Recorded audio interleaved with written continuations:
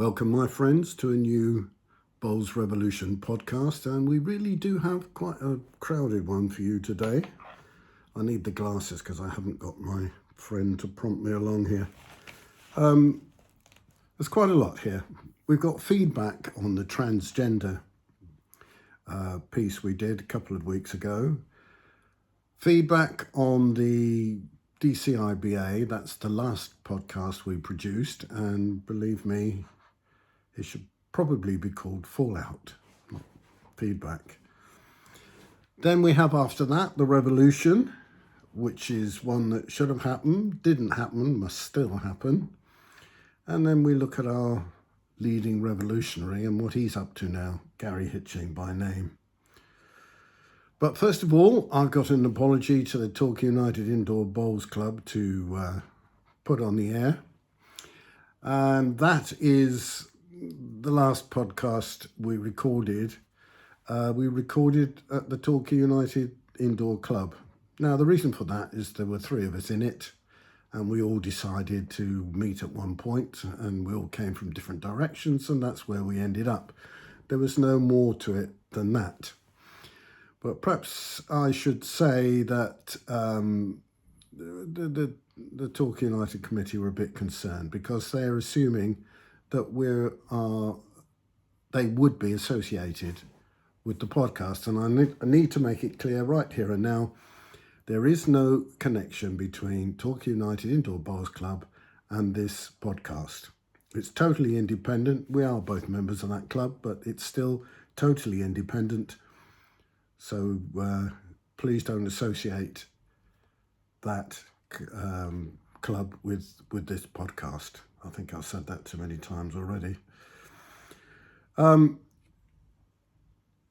Now we come to our first item, which is the feedback on the transgender, which is now in the news in the Olympics for slightly different reasons, but we don't need to go into that. Now, there was a slightly muted response to that, but we did have one person text in to us from Yeovil, Chantel in Yeovil. She said, by singling out transgender people and asking what they need, are you making them different when they just want to be the same? Which is a good point. I think there's a lot more to come on that, but not right now. So thank you, Chantel, for that, and welcome, Somerset, to the podcast family. Now, the next one is, of course, the one that's caused the most controversy, and it's turned out to be our most popular video by a long way. So, the Devon County Indoor Bowling Association, we did make one criticism that came to us was that it was a bit one-sided, which we have to admit was true, but we can only put so much in that 15-minute podcast without rushing things too much. So the idea was to bring in the Devon County to say their piece on a subsequent podcast. Right, well, that hasn't happened anymore. And I forgot to mention this. Very bad of me. But my gallant and talented co-host is not here today because of family difficulties that she's had to deal with. So she's dealing with that, and you have to put up with me. That's all there is to it, really. Right, where were we? Oh yes. Now it's very. I don't want this to sound like a witch hunt because it isn't. All we're trying to do is to let people know what's happening in their county organisations or with people dealing with their administration, so that we can perhaps improve it, what have you. Now, the timeline on this, on the 13th of July, we published that podcast on where we had the former treasurer of the DCIBA on as a guest and we asked him questions. That was published on the 13th of July, and on the 16th, the DCIBA made a reply stating that they, I'm only mentioning this because otherwise they've said nothing, and they need to have their say, and we're quite content with that.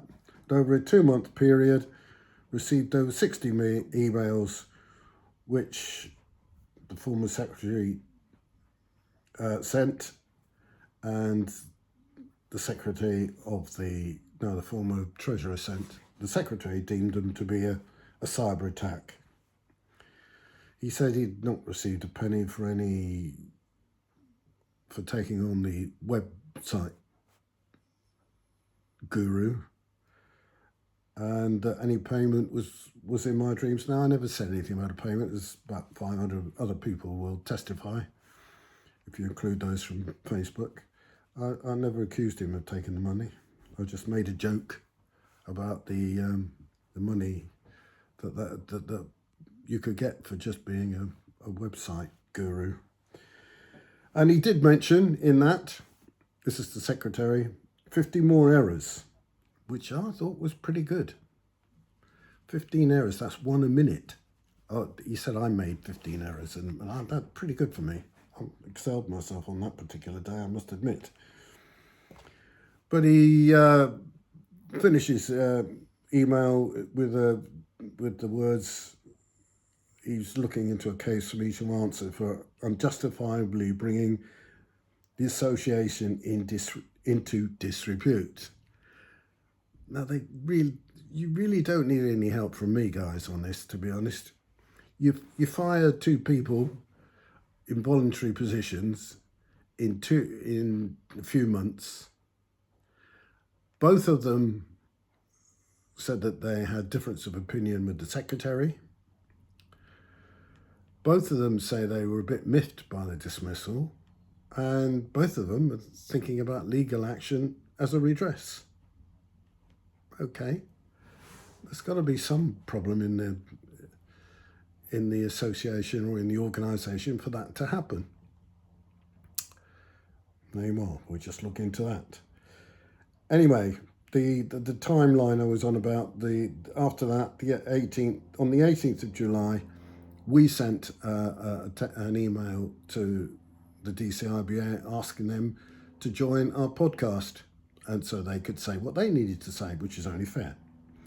21st of July, we tried again, but they didn't come back until the following day, and he was told the committee said that he was not to take part. So that was that. I hope we don't have to come back to this. There is much too often. Besides, I think I was talking to the executive of the EIBA, Peter Thompson, and he said that the clubs were the county. And what I suppose he means by that is that what the county does what the clubs want them to do, not the other way round. So I think what we can do at this point is leave any subsequent action to those delegates, the DCIBA delegates that are a part of every club. They've got to go to an AGM in September, and what they say goes, basically. What they want, if they want to question anything, that's the time to do it, and the county will abide by their wishes. So that's what we're going to do into that. I'm not quite sure what's happening to the accusations they made against me, but we won't worry about that right now. Now, we're talking about the men's county organisation, or we could talk about the ladies' county organisation, except it doesn't exist anymore.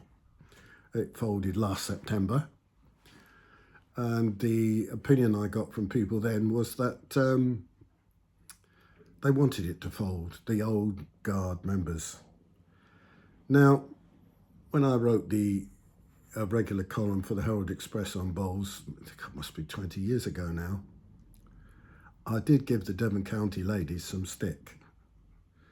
But that was when truth and opinion was allowed, not the exclusion of, you just can't say things that you used to be able to say without having 7 lawyers present to make sure that it's not libelous or is that slanderous. I'm never sure which. But anyway, I did have a go at them. And one of the things I had a go at them for, that's the Devon County ladies, in case you've lost me, was the fact that they excluded young bowlers from their county team. I remember writing about this once, because they wouldn't attend another league, the South West Counties, I think, I'm not quite sure it was, which was on a Thursday. Now, the modern era, obviously, the ladies work, or can work, and do work. But in the era that most of these officials came from, they didn't. But they used that as an excuse not to include them in the county side because they wouldn't play on a Thursday. No, that was never right. I remember going to one county match coverage for the papers, and I heard one lady say to another, very proudly, "Do you know there are 4 members from our club in that team?" And the reply was somewhat scathing. She said, "Yeah, but there should be 4 internationals in it." Now, I did make accusations in those days that the only reason that half the people were in the county organisation at that time were because they wanted to be included in the county team, which never got anywhere. And there's a certain truth in that, you have to say. And it was disappointing. So I was a bit lethal in those days. But it's the team, they really weren't interested in putting the county first, just their own personal needs. I've got full of little stories as far as that's concerned. And one little story, just not much, but the county secretary, Aileen Hodsall. Can I mention that, guys? It's my lawyers. One of them's got a biryani and the other one's got a tandoori chicken. Can I mention names there? It's all right. You know. She came to our club to play a game of bowls, and somebody was putting the names up on the scoreboard, and they spelt her name wrong. So she said that she went a little ape, to be honest, and she was going to report that to the EIBA, sort of disrespect. And that's how much they thought of themselves in those days. But not anymore. I don't think county associations are gods anymore. They are there to serve the clubs. That's what we need to remember. So, what's going to happen to the ladies' competitions this year? Well, all is not lost. Torbay Indoors, Sarah Vinicum, who's also the bowls coordinator at Torbay Leisure Hotels, is filling in with the old Foxtons that was. And the old Foxtons that was is now called, he said, I'm looking for it now, I'll tell you in a minute. It's here somewhere. Well, when I find it, I'll tell you. It's got a new name. And I write it down anywhere. Perhaps not. But she's coming to the rescue and she's running the competition next year. I'm sure it's called the Ladies Interclub now I think about it. So it's called the Ladies Interclub, and it takes the place of the old Foxtons.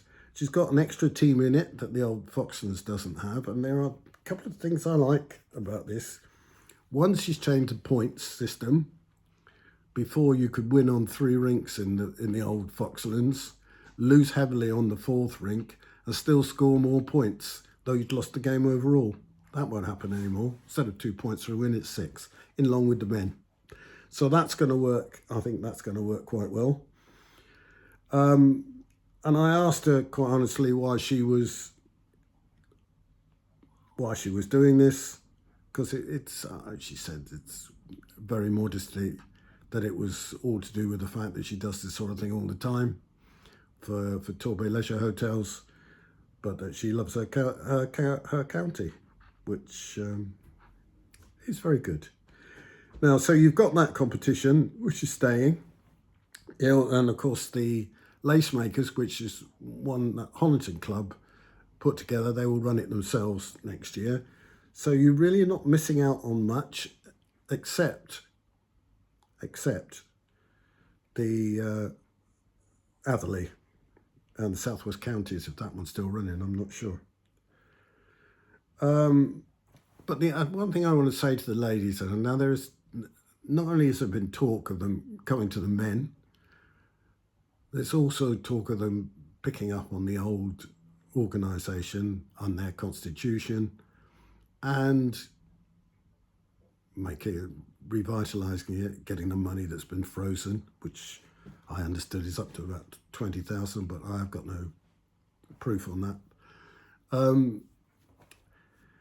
And starting again. But it seems to me now, I'm talking to Peter Thompson, I was just asking what you needed to have a county organisation. And he said all you need is a treasurer, a secretary, and a figurehead. So it seems to me, ladies, respectfully suggest that you form a whole new organisation. The main thing I left out there was the constitution. I know somebody who does constitution, so we can do that. Form your own club. Give it a name that doesn't have ladies in it. And you can invite the men to join you later on when their organisation crumbles.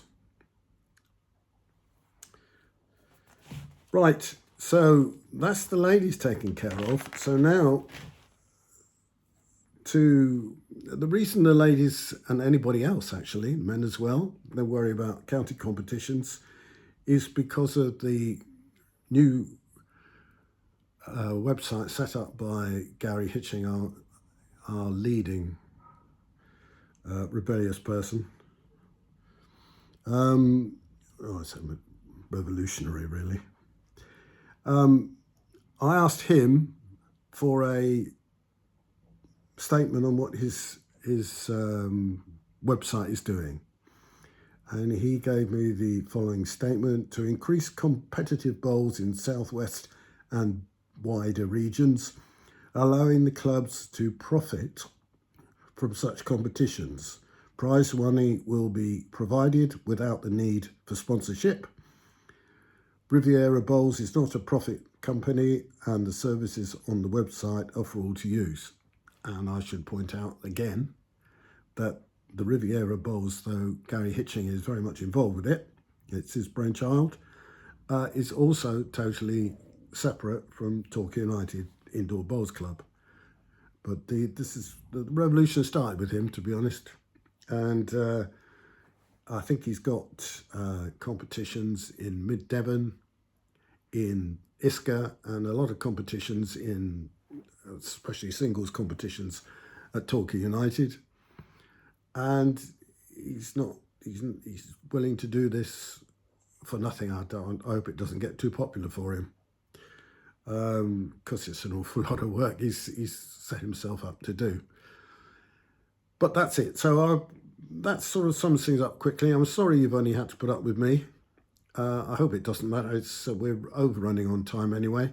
So I will say cheerio for now. Hopefully my glamorous co-host will be back for the next one. And in the meantime, have a nice day. Bye.